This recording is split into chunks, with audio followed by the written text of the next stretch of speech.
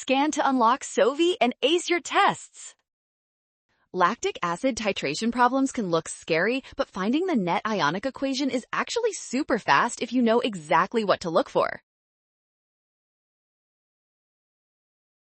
First, identify your reactants. We have a weak monoprotic acid reacting with sodium hydroxide. Since the acid is weak, it does not fully dissociate and must stay together in our equation.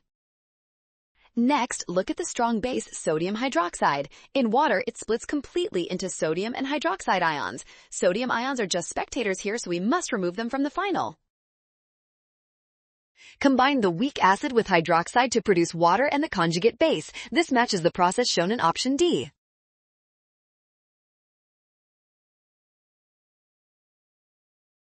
Well done! Scan the code to learn with Sovi. Avoid the rush, watch signs, trust the information, and check your steps.